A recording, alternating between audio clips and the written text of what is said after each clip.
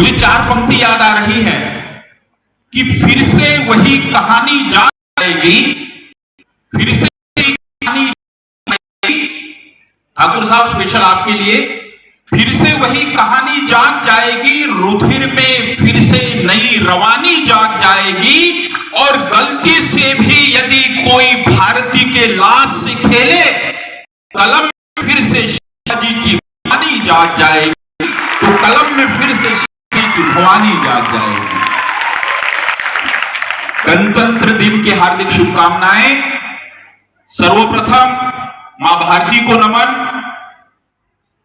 Doctor Baba Saheb Ambedkar, Poddar education network के पहले अध्यक्ष राष्ट्रपिता महात्मा गांधी, इनको सादर नमन वंदन। आज के इस कार्यक्रम में उपस्थित हमारे जो गेस्ट्स हैं,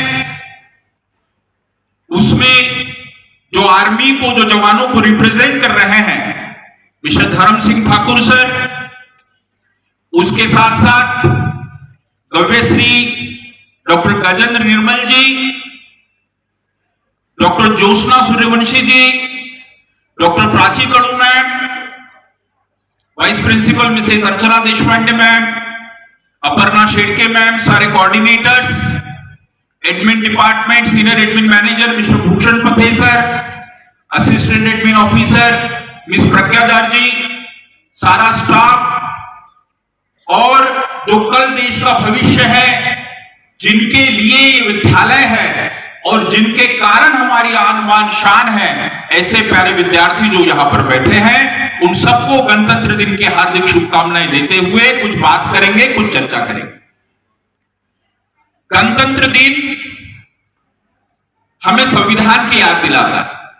संविधान में कुछ नियम है, कुछ अधिकार है, कुछ कर्तव्य है।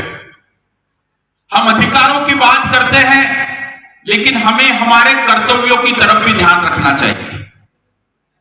यदि हमें देश की सेवा करना है, तो निश्चित ही जैसे ठाकुर साहब कर रहे हैं बॉर्डर्स की सेवा करके, वो भी एक सेवा है, लेकिन इसके अलावा भी 2-3 सेवाएं जो हम कर सकते हैं, वो ये है कि हम जो भी काम अपना कर रहे हैं, वो काम ईमानदारी से करें, वो काम अच्छे से करें, तो देश की सेवा हो जाती है। शिक्षक हूं मैं, तो मैं ईमानदारी से पढ़ाऊं, मैं विद्यार्थी हूं तो ईमानदारी से पढ़ूं, तो आपकी भी देश की सेवा होती है। तो हम अपना काम ईमानदारी से करें। स्टूडेंट्स यहां पर बैठे हैं, आपको तो एक ही चीज कहूंगा कि आप पढ़ लिख कर डॉक्टर बन सकते हो, इंजीनियर बन सकते हो, कलेक्टर बन सकते हो, बहुत अच्छे न्यायाधीश बन सकते हो, बहुत अच्छे राजनेता बन सकते हो। यानी पढ़ाई करके आप देश की सेवा बहुत अच्छे तरीके से कर सकते हैं। मैंने एक बार मैं कॉलेज में ऑब्जर्वेशन के लिए गया, चर्चा हुई, तो कॉलेज के एक प्रोफेसर थे, वो मुझे बता रहे थे कि सर आज के बच्चों की स्थिति कैसी है। बोले बच्चे बोलते हैं कि लिखना पढ़ना पढ़ाई छोड़, लिखना पढ़ना पढ़ाई छोड़, नकल की कर आस, रजाई ओढ़ के सो जा बच्चे, रब करेगा पास। रब किसी को पास नहीं करता, भगवान किसी को पास नहीं करते। अर्जुन के साथ में स्वयं भगवान कृष्ण थे, वो चाहते तो अपना सुदर्शन चक्र छोड़ के लड़ाई को एक दिन में महाभारत की खत्म कर सकते थे, लेकिन नहीं किया। उन्होंने अर्जुन को कहा कि तुम्हारी लड़ाई खुद लड़ो, मैं मार्गदर्शन कर सकता हूं, लड़ना तो तुमको पड़ेगा। हर किसी को लड़ना है अपना अपना युद्ध, भगवान महावीर हो या गौतम बुद्ध। इस कारण अपनी लड़ाई खुद लड़ने के लिए आप सभी लोग तैयार रहे, मेहनत करें। याद रखें, 2 अक्षरों का लक, 2.5 अक्षरों का भाग्य, 3 अक्षरों का नसीब, 3.5 अक्षरों की किस्मत हमेशा 4 अक्षरों की मेहनत से छूटी है।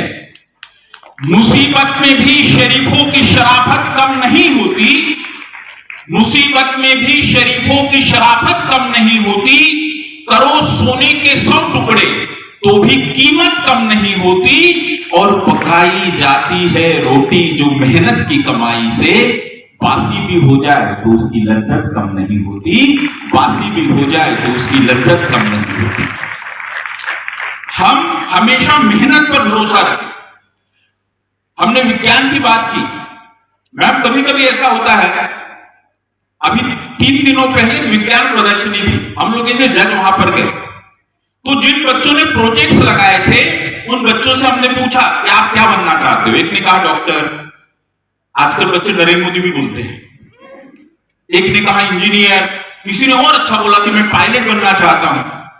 लेकिन विज्ञान प्रदर्शनी में भी किसी बच्चे ने यह नहीं कहा कि मैं साइंटिस्ट बनना चाहता हूं, मैं वैज्ञानिक बनना चाहता हूं। कारण क्या है? रीजन एक ही है, रीजन वो है कि उसके प्रति जागरूकता कम है। देखिए, देश की सेवा आप डॉक्टर एपीजे अब्दुल कलाम बनकर कर सकते हो, देश की सेवा आप न्यूटन बनकर कर सकते हो, देश की सेवा आप डॉक्टर होमी भाभा बनकर कर सकते हो। तो आप एक विज्ञान की तरफ भी जाए। आप विज्ञान की तरफ कब जाओगे? जब आप नया सोचोगे, जब आपके दिमाग में नए नए प्रश्न आएंगे। अभी आप जिस क्लास में पढ़ रहे हो, 5th, 6th, 7, ये आपका मेन बेस है। इस मेन बेस से आप सब्जेक्ट के कॉन्सेप्ट समझोगे। तो आपके अंदर जिज्ञासा आनी चाहिए, आपके अंदर प्रश्न आना चाहिए, और उसके साथ साथ नए आइडियाज आना चाहिए।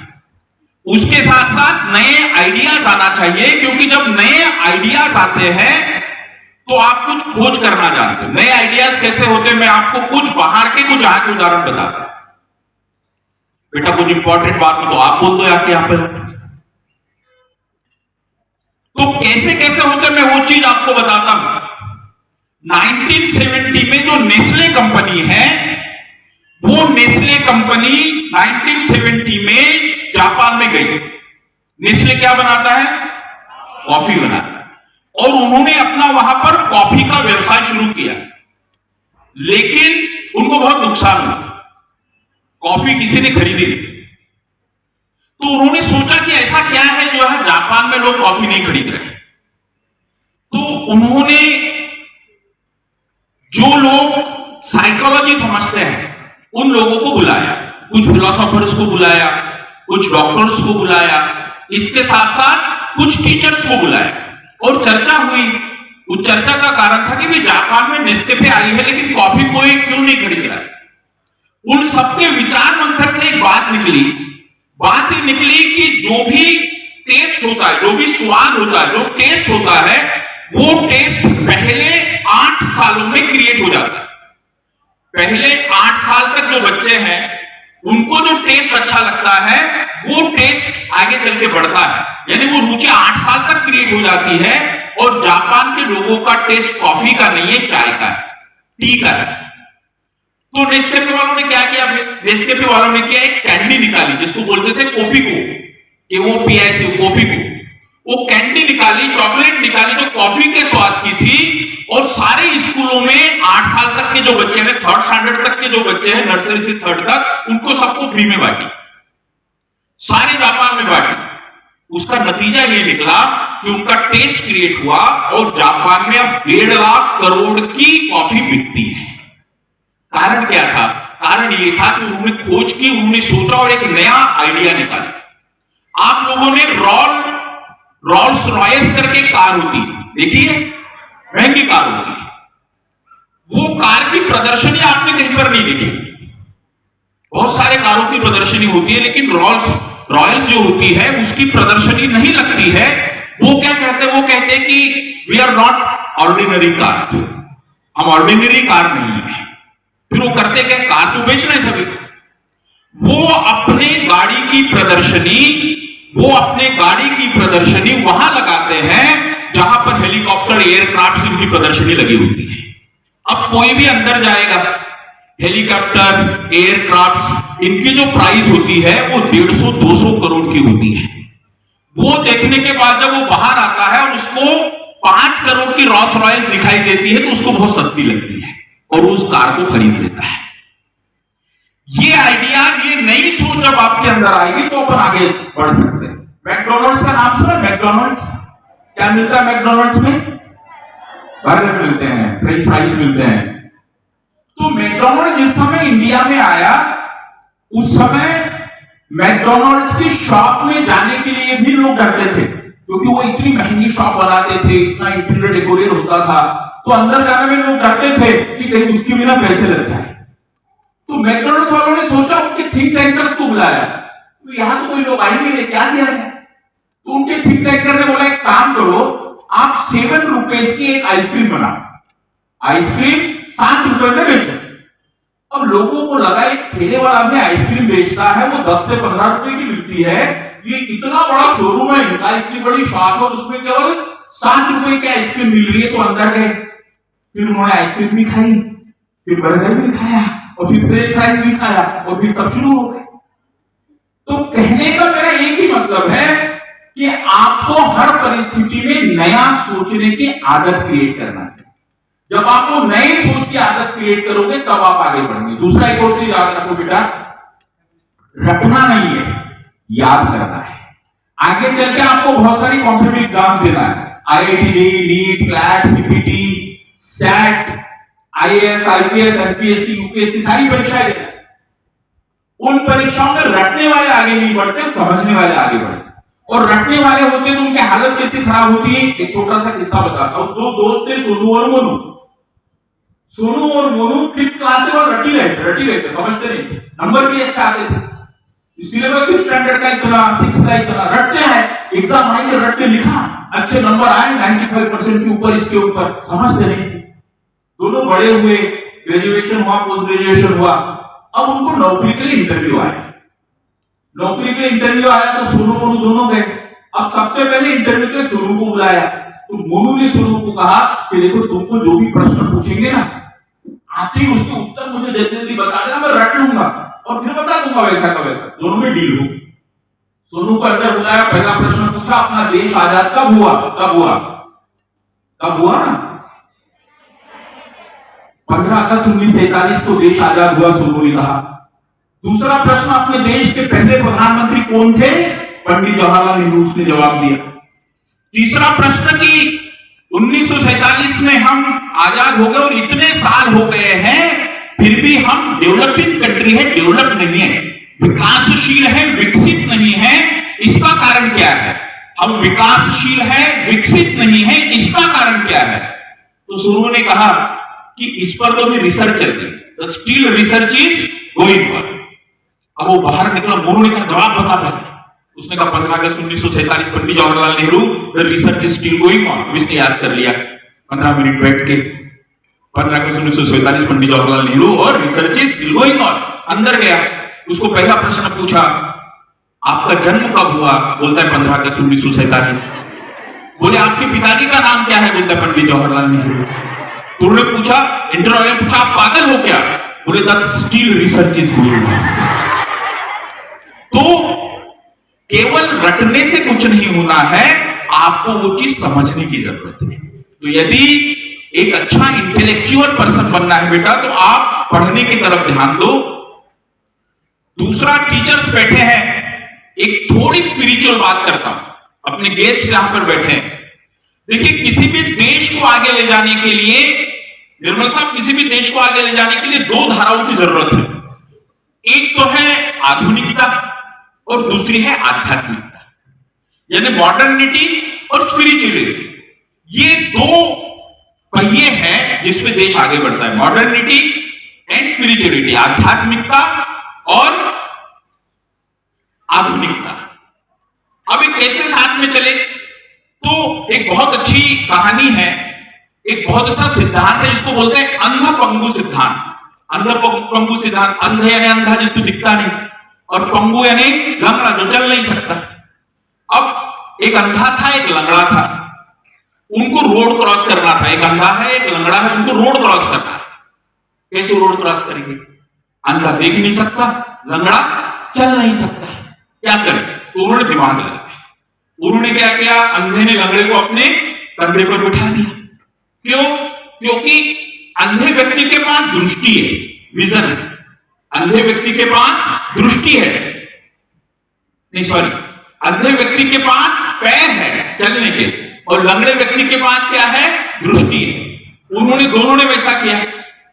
अंधे के कंधे पर लंगड़ा बैठा, अंधे ने अंधा चलता गया और लंगड़ा उसको रास्ता बताता गया, तो वो पार हो गया, रोड क्रॉस कर लिया। ठीक वैसे ही आध्यात्म के पास दृष्टि है और आधुनिकता के पास पैर है।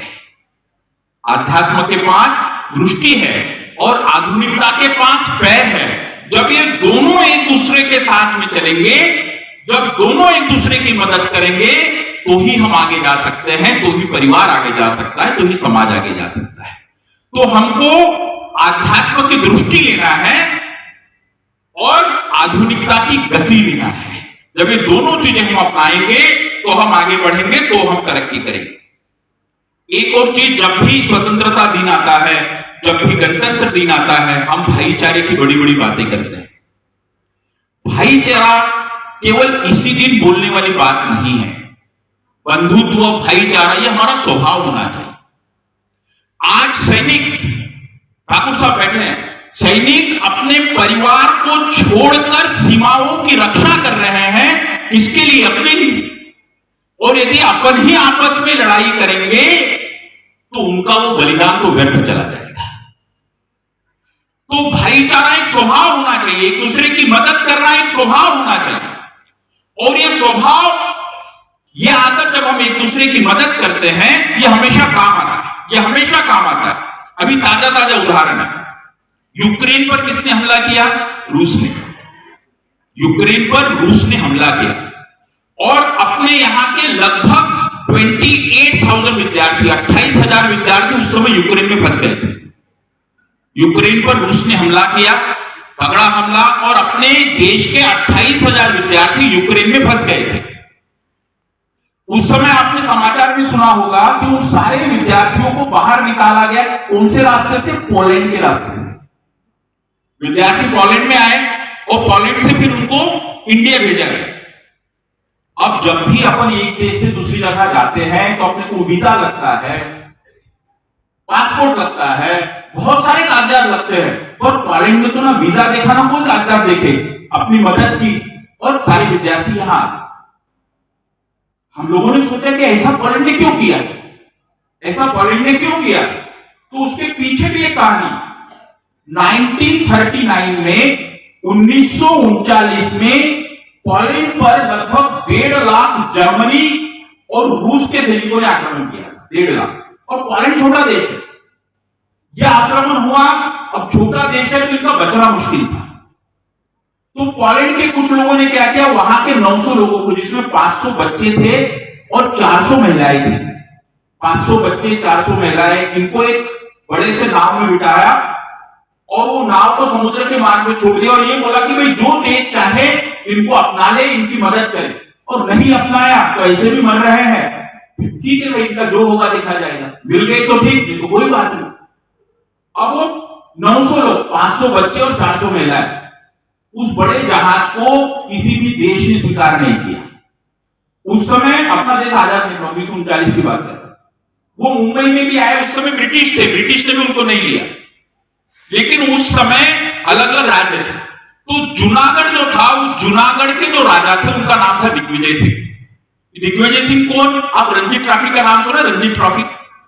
तो जो रंजीत सिंह है, उनके पोते, उनके ग्रैंडसन थे दिग्विजय सिंह। तो जो जूनागढ़ के महाराजा थे, वो जूनागढ़ के महाराजा ने उनको शरण दी, उनको अपने राज्य में रखा। तो अंग्रेजों ने उनसे पूछा, भाई हम इनका खर्चा नहीं देंगे। उसने, दिग्विजय सिंह महाराज ने कहा कि नहीं, मुझे कोई खर्चा भी नहीं चाहिए। उन्होंने उन 900 लोगों को अपने राज्य में रखा। अब चूंकि वो पोलैंड के थे तो उनके खाने पीने की अलग पद्धति थी, अपनी अलग थी। तो उन्होंने उस समय गोवा से खाना बनाने वालों को बुलाया, तो पोलैंड का जो खाना होता है वो बना सकते थे। अब पढ़ाई लिखाई की बात आई, तो उस समय महाराजा ने पॉलिश सिखाने, पोलैंड में पॉलिश भाषा, पॉलिश भाषा सिखाने वाले लोगों को बुलाया और उन बच्चों को पढ़ाया।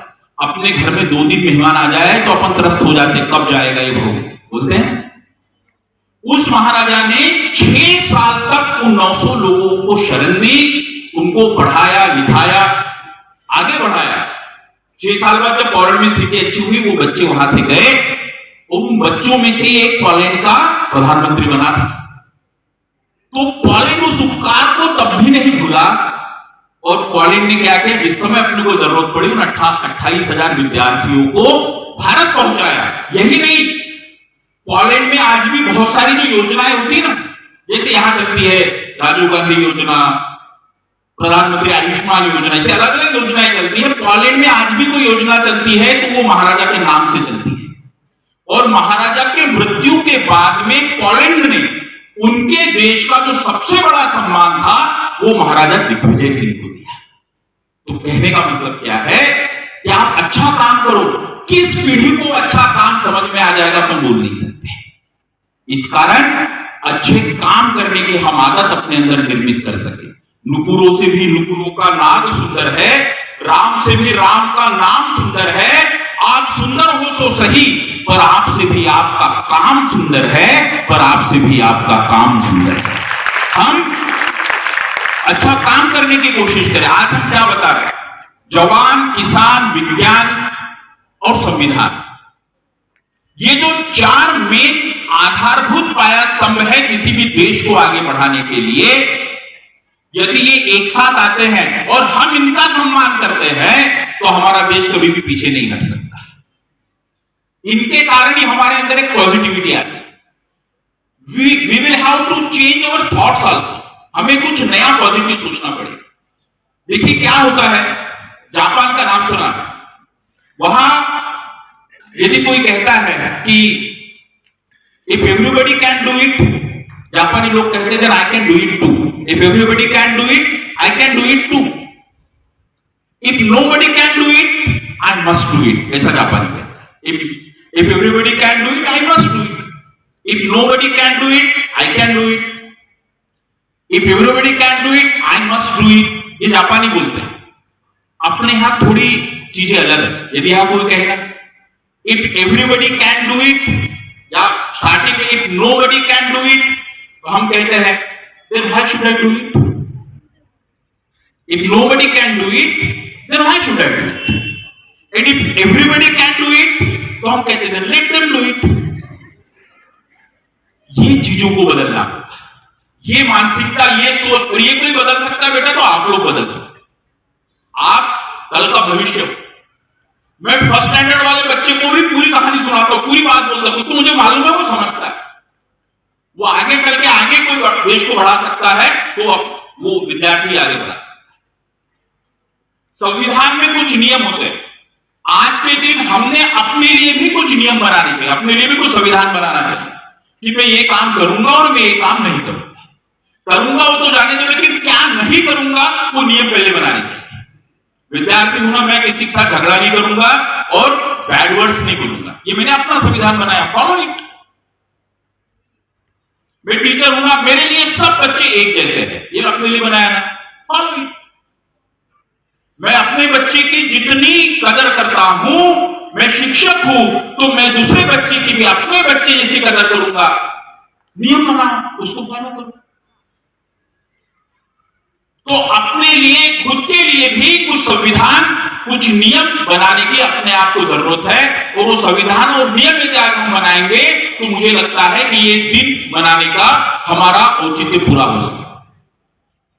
अपन कहते हैं गणतंत्र, गणतंत्र के हर एक अक्षर को यदि समझेंगे ना तो उसका मतलब समझेंगे।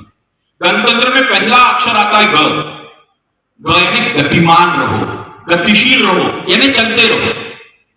पास्ट किसी ने, पास्ट को आप बदल नहीं सकते, फ्यूचर को आप देख नहीं सकते। आप जिसको बदल सकते हो, देख सकते हो, प्रेजेंट। जो प्रेजेंट में जिया वो आगे बढ़ा। इसी कारण शायद वर्तमान को प्रेजेंट कहते हैं। रोज ईश्वर के द्वारा दिया जाने वाला उपहार वो आज है। वो आज है, जिसने आज में जी लिया उसने तरक्की की। हम कहते हैं ना आपके पास अकल होना चाहिए। अकल, अकल यानी क्या? अधनकल, उसको अकल बोलते हैं। जिसमें कल नहीं हो वो अकलवान है। अधनकल, जिसमें कल नहीं हो। कल किसको बोलते? पास्ट को भी कल बोलते, एस्टरडे को भी कल बोलते और टुमारो को भी कल बोलते। जिसमें कल नहीं है वो अकलमान है, यानी जो प्रेजेंट में रह रहा है वो अकलमान। आज मैं कितना अच्छा कर सकता हूं, हर जगह से सीखो। आज मैं बैठा हूं, यहां से कुछ सीख के जाऊं। मैं टीवी देख रहा हूं, वहां से कुछ सीखूं। मैं घूमने गया हूं, वहां से कुछ सीखूं। मैं 2020 मैच देख रहा हूं, वहां से सीखूं। जब आप हर जगह से सीखने की आदत डालेंगे तो आगे बढ़ेंगे। तो गतिमान रहे, पहला ग ये बताता है, गतिमान रहे, गतिशील रहे और सबको साथ में लेकर चले। अकेला व्यक्ति क्रांति का शंखनाद नहीं कर सकता, लेकिन लोगों का समूह कर सकता है। लोगों का समूह कर सकता है, ग्रुप कर सकता है। अब ये आगे चल के जब आप जॉब पे जाओगे बेटा, तो एक चीज याद रखो, आप कितना अच्छा करते हो इसमें भी आपको नौकरी मिलेगी, लेकिन उससे बेहतर नौकरी मिलेगी कि आप दूसरों से कितना अच्छा करवा सकते हो। You should be a leader.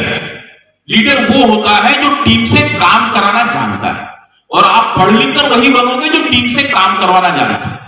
और टीम से काम कराने के लिए सबसे पहली चीज याद रखो कि एक दूसरे को साथ में लेकर चलो। मैं कहानी बताता हूं, कछुआ खरगोश की कहानी सुनी है। कछुआ धीरे चलता है, खरगोश तेज दौड़ता है। उन दोनों में शर्त लगी। कछुआ खरगोश की शर्त चालू हुई। कछुआ धीरे धीरे चला, खरगोश तेज लगता है। खरगोश को लगा कछुआ मेरे से क्या जीतेगा। खरगोश दौड़ते हुए आगे गया, एक पेड़ था उसके नीचे रहते, चलो थोड़ी देर सो जाते हैं, ये कब तक पहुंचेगा, वो उठ के आगे निकल जाएंगे। कछुआ धीरे धीरे आगे बढ़ा है, इसको नींद नहीं लगी रही और कछुआ जीत गया। मालूम है यहां तक। इसका मतलब ये हुआ, जो धीरे धीरे चलता है, लगातार चलता है, वो तेजी से चलने वाले को भी हरा देता है। पहला सबक। ये कहानी यहां खत्म नहीं होती, आगे और कहानी है। आगे कहानी ये कि खरगोश सोचता है कि मैं तो तेज दौड़ता हूं कछुए से, फिर मैं क्यों हार गया, फिर मैं क्यों हारा। उसको समझ में आया कि किस कारण हारे। तो खरगोश फिर कछुए के पास में गया कि नहीं नहीं, फिर से अपन दौड़ लगाएंगे, फिर से अपन साथ में दौड़ेंगे। इस बार फिर से दौड़ चालू हुई। अब कछुआ ओवर कॉन्फिडेंस में था कि मैंने एक बार खरगोश को हरा दिया, फिर हरा दिया। दौड़ चालू हुई। खरगोश ने सोच लिया था कि पिछली बार सो गया तो हार गया था, इस बार सोऊंगा ही नहीं। दौड़ चालू हुई, खरगोश तेज दौड़ा, सोया ही नहीं। तो कौन जीतेगा, कौन जीतेगा? खरगोश। खरगोश जीत गया। अभी दूसरा, इसका क्या मतलब हुआ? इसका मतलब ये हुआ, जो तेजी से चलता है और सोता नहीं है, वो धीरे चलने वाले और लगातार चलने वाले को भी हरा देता है। सेकेंड, कहानी यहां भी खत्म नहीं। अब कछुए को लगा कि एक बार तो जीते थे, दूसरी बार क्यों हार गए? एक बार अपन जीते थे तो दूसरी बार क्यों हार गए? सोचो। उसने दिमाग लगाया, दिमाग लगाया, दिमाग लगा के वो खरगोश के पास में गया। बोले अपन फिर से दौड़ लगाते।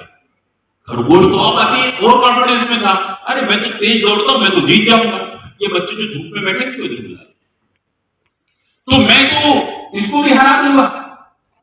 पर कछुए ने खरगोश से कहा कि लड़ाई अपन शर्त लगाएंगे, लेकिन एक शर्त है।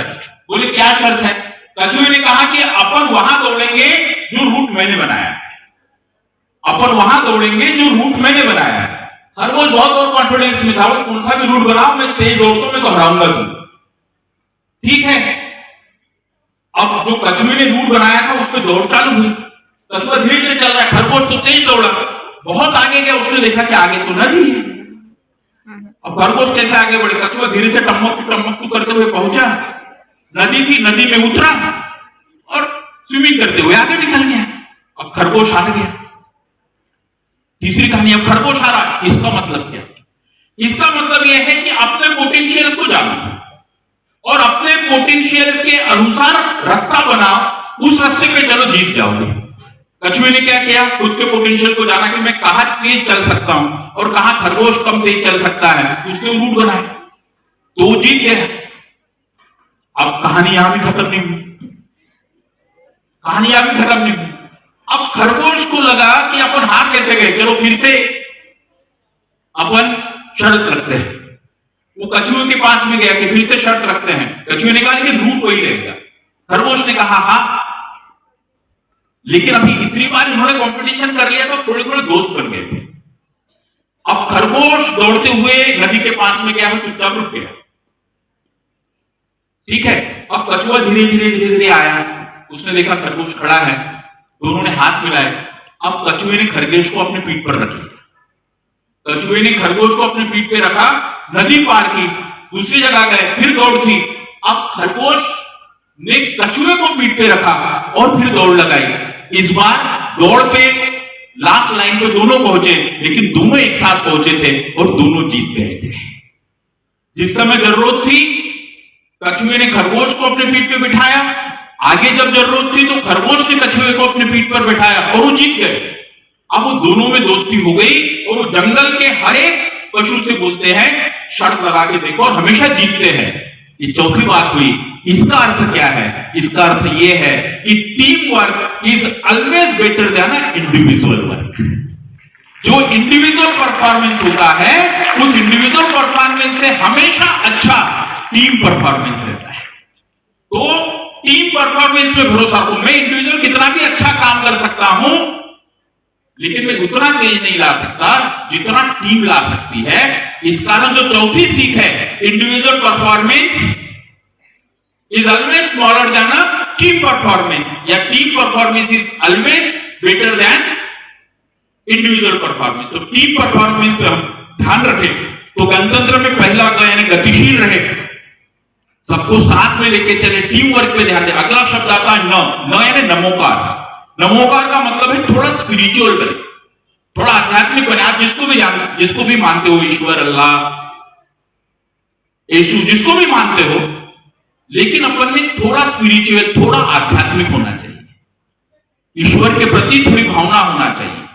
वो भावना आपको एक संबल प्रदान करती है, आपको स्ट्रांग बनाती है। शिवसागर सर यहां पर बैठे, वो फैमिली कोर्ट में मैनेजर हो, बहुत सारे किस्से सुनाते। लड़ाइयां उसी परिवार में ज्यादा होती है जहां आध्यात्मिकता नहीं है, जहां स्पिरिचुअलिटी नहीं है। किसान आज भी बहुत स्पिरिचुअल है, इस कारण हर चीज का मुकाबला करते हैं। और जो भी निर्मल साहब, जो स्पिरिचुअल किसान होगा, जो आध्यात्मिक किसान होगा, वो शायद आत्महत्या कभी नहीं करता है। आत्महत्या वही करता है जो आध्यात्मिक नहीं है। तो हमें थोड़ा ईश्वर से जुड़े हुए रहना चाहिए। एक बार एक व्यक्ति ने अपने गुरु से पूछा कि भाई मेरे जिंदगी में इतने दुख, इतने दचके, इतने दनके क्यों है? मेरे जिंदगी में इतने दुख, इतने दचके, इतने दनके क्यों है? तो गुरु ने उसका जवाब देने के लिए कहा, पहले मैं एक प्रश्न पूछता, उसका उत्तर। उसने कहा क्या? बोले प्रश्न मेरा यह है कि जब तुम बस से, पब्लिक ट्रांसपोर्ट, बस में बैठे हो आप लोग, बस से आप जब सफर करते हो तो कौन सी बात का ज्यादा ध्यान रखते हो? तो उस व्यक्ति ने कहा मैं ध्यान ये रखता हूं कि बस में मुझे पीछे की सीट नहीं मिले, आगे की सीट मिले। बोले क्यों? बोले पीछे की सीट पे बैठते हैं ना तो ज्यादा दचके लगते हैं, दनके लगते हैं, और आगे की सीट पे बैठते हैं तो दचके दनके कम लगते हैं। Is it true? इसका मतलब यह है कि बस चलाने वाला जो ड्राइवर है उससे आपका डिस्टेंस जितना ज्यादा रहेगा उतने दचके ज्यादा रहेंगे, और जितना डिस्टेंस उस ड्राइवर से कम रहेगा उतने दचके कम लगेंगे। भाई पीछे बैठने ने ड्राइवर से ज्यादा दूर, आगे बैठने ने ड्राइवर से कम दूर। तो दूर बैठे तो ज्यादा दचके, पास में बैठे तो कम दचके। अरे वो तो बस चलाने वाला ड्राइवर है, हमारी जिंदगी को चलाने वाला जो ड्राइवर है भगवान, उससे यदि हम ज्यादा दूर रहेंगे तो ज्यादा दचके लगेंगे, कम दूर रहेंगे तो कम दुख आएंगे। तो उस ईश्वर के पास में रहने का प्रयास करो। और बेटा, ईश्वर हर जगह नहीं रह सकता, इस कारण आपके घर में आपकी मां है, आपकी मम्मी है, वो ईश्वर का रूप है। आपने स्कूल आने के पहले मम्मी पापा इनके पैर छूकर आना चाहिए, मुस्लिम हो तो सलाम कह के आना चाहिए, दादा दादी नाना नानी इनको सम्मान दे के आना चाहिए। ईश्वर को देखा है क्या आपने? नहीं देखा।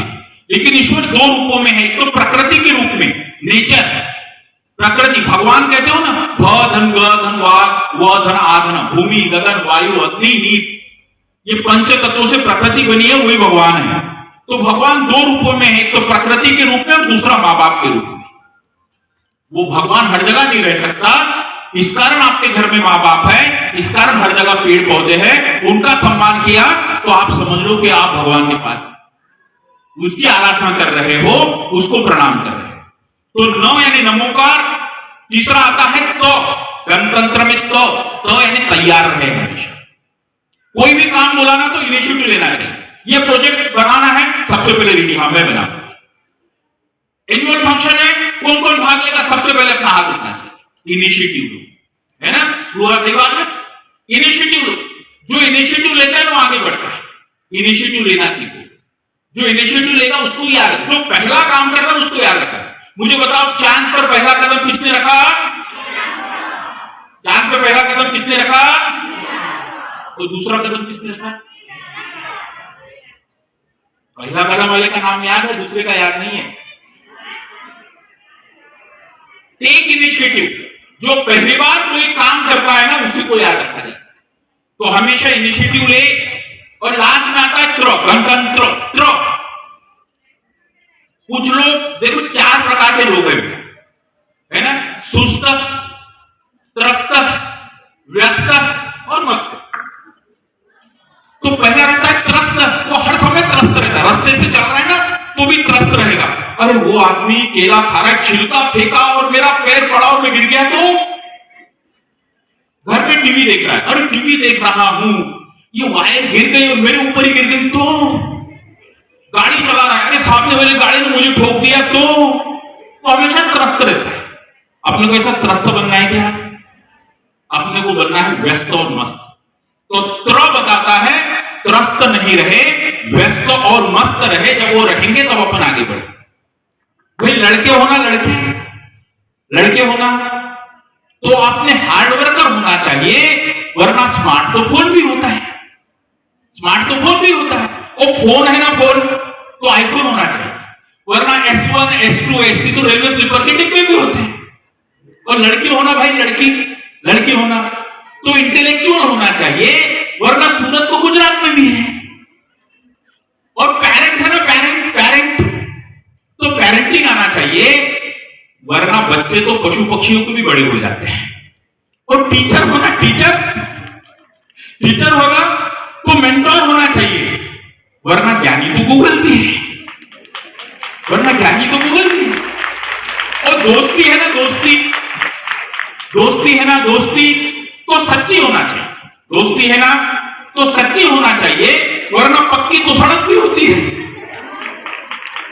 और नाम के पीछे जी लगाना है ना, जी अपने बड़ा लगता है। कोई कहे रामलाल जी, कोई कहे सुधीर जी, कोई कहे नितिन जी। तो नाम के पीछे जी लगाना है ना, तो बहुत अच्छा काम करना चाहिए, सबकी मदद करना चाहिए, सबको मोटिवेट करना चाहिए। नाम के पीछे जी लगाना है तो बहुत अच्छे काम करना चाहिए, वरना पार्ले जी तो बिस्किट का पैकेट भी है। तो अच्छा करो बेटा, नियमों का पालन करो, हर चीज को मानो। अब लास्ट 2 मिनट आप बच्चों ने क्या क्या करना चाहिए, आज के दिन अपन ने क्या क्या सोचना चाहिए। डॉक्टर बाबा साहेब अंबेडकर का नाम जाना जाता है और उन्होंने अपनी कीर्ति बढ़ाई एजुकेशन के कारण। किसके कारण? शिक्षा के कारण। वो कहते थे 2 पैसे आपके पास में हो तो 1 पैसे की पहले किताब लो और फिर 1 पैसे की रोटी लो, यानी पहले किताबों को महत्व देते थे। तो प्यारे बच्चों, घर जाके आप एक काम करना है, अगले 15-20 दिनों में अपनी खुद की एक छोटी लाइब्रेरी बनाओ। अपने खुद, किस के घर में छोटी लाइब्रेरी है? Very good. जिनके घर में है बहुत अच्छी बात। जिनके घर में नहीं है, खुद की एक छोटी लाइब्रेरी बनाओ। अपनी पुरानी किताबें रखो, कुछ नई किताबें खरीदो। और बर्थडे होना, आपका बर्थडे है मान लो, तो मम्मी पापा से दूसरी चीज मत मांगो, मम्मी पापा से अच्छी किताबें मांगो, अच्छी किताबें मांगो और वो किताबें उस लाइब्रेरी में रखो। किसी के बर्थडे पे जा रहे हो ना, तो उसको बुक प्रेजेंट करो, उसको बुक प्रेजेंट करो। ये करेंगे? कौन कौन करेगा ऊपर हाथ कर? मैं अभी जितने बच्चे बैठे मेरे को सबका नाम मालूम है और मोबाइल नंबर अपने कंप्यूटर में सबके फिट है, ठीक है। मैं फोन करूंगा कि इन्होंने 15-20 दिन में लाइब्रेरी बनाई कि नहीं बनाई। तो पहले इस चीज का ध्यान रखो। दूसरा बेटा, मैम ने बहुत अच्छी बात बोली जिस समय डॉक्टर सूर्यवंशी मैम बोल रहे थे कि न्यूटन था, एप्पल नीचे गिरा तो गुरुत्वाकर्षण का सिद्धांत उसने खोजा। मैम मुझे लगता है न्यूटन इस जमाने में होता ना, पेड़ के नीचे बैठता तो वो मोबाइल पे इतना बिजी रहता फेसबुक देखते हुए कि कब फल गिरता उसको पता भी नहीं चलता। तो प्यारे बच्चों, थोड़ा मोबाइल से दूर रहो, तकनीकी का उपयोग करना चाहिए। हम भी तकनीकी का उपयोग करते हैं, लेकिन अपने उपयोग के लिए। फेसबुक करने के बजाय बुक को फेस करना सीखो, बुक को फेस करना सीखो। जब हम ये सीखेंगे ना तो आगे बढ़ेंगे। तो वो चीज करो। अगला ये बात टीचर्स के लिए भी है। अगला, नियमों का पालन करो प्यारे बच्चों।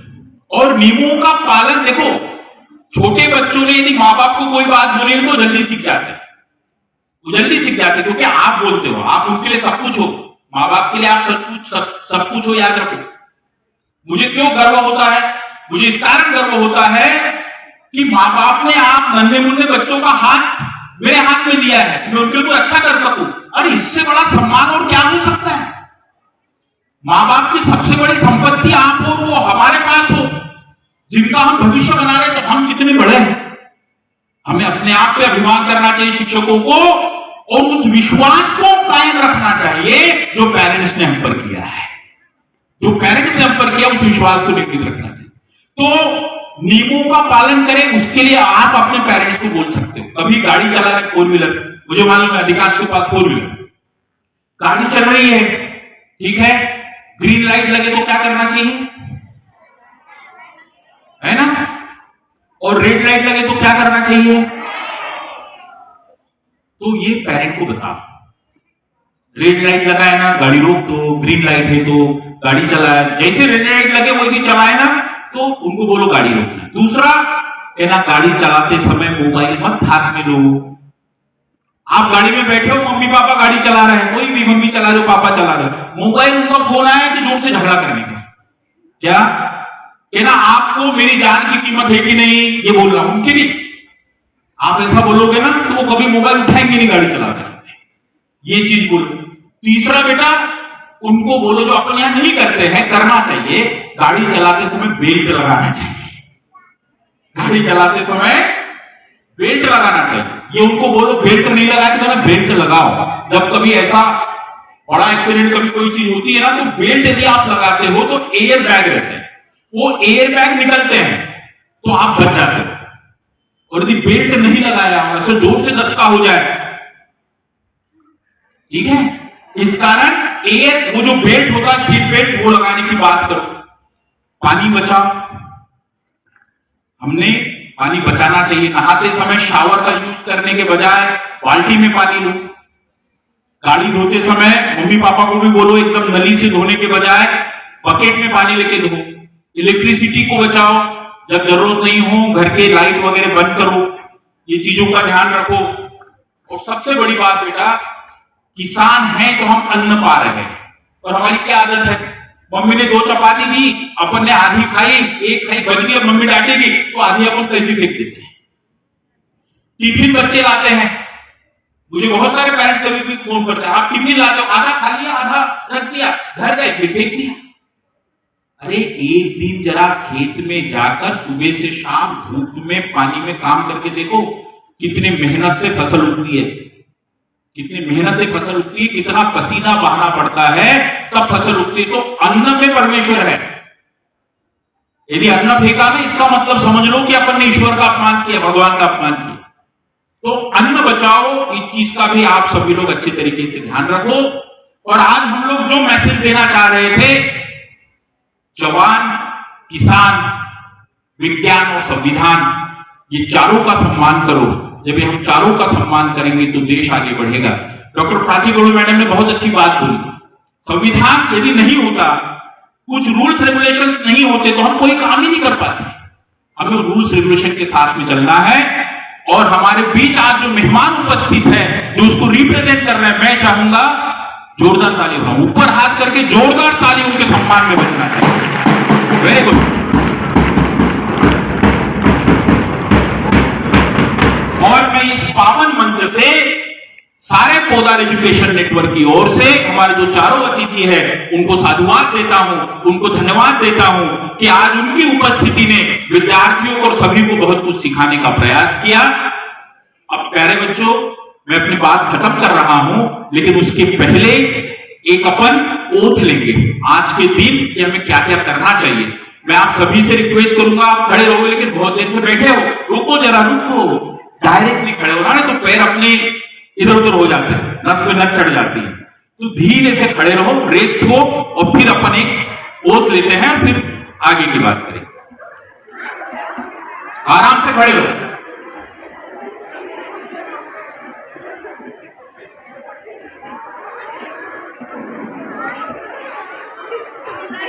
हो गए भैया कंफर्टेबल? हो जाओ, कंफर्टेबल हो जाओ। और थोड़ा शारीरिक मेहनत भी करा करो, थोड़ा चला करो। हम लोग जिस समय छोटे थे सर, शायद डॉक्टर सरोज जी सर बात सही होगी, अभी क्या होता प्रेयर में 15 मिनट भी खड़े करो सर तो 2-4 को चक्कर आ जाते। तो मैंने वहां असेंबली रखी, उनको बिठा देता, भाई बैठो, जनगणमन के समय खड़े रहना। तो वो कारण क्या, अपन फिजिकली उतने स्ट्रांग नहीं है, तो थोड़ा खाया पिया अच्छा करो, वो बर्गर छोड़ो, पिज्जा छोड़ो, अच्छी चीजें खाया करो, फल खाया करो, दूध पिया करो, सब्जी रोटी खाया करो, तो स्ट्रांग बनेंगे। Okay, comfortable now? सब अपना दाहिना हाथ आगे करेंगे, रिपीट आफ्टर मी। मैं, जोर से बोलेंगे, मैं के बाद आपका नाम बोलिए। मैं भारत का सुजान नागरिक होने के नाते यह प्रतिज्ञा करता हूं कि मैं प्रकृति के संरक्षण और संवर्धन हेतु प्रयास करूंगा। मैं अन्न को बचाने का प्रयास करूंगा। मैं व्यर्थ में पानी वेस्ट नहीं करूंगा। मैं अपने बड़ों का सम्मान करूंगा। मैं हमेशा सैनिक, जवान, किसान, विज्ञान और संविधान का सम्मान करूंगा। मैं अपने माता पिता के सपनों को साकार करने के लिए अथक प्रयास करूंगा। मैं देश के लिए जहां तक संभव हो अपने कार्य के माध्यम से आगे बढ़ाने का प्रयास करूंगा। जय हिंद, भारत माता की, भारत माता की। Thank you.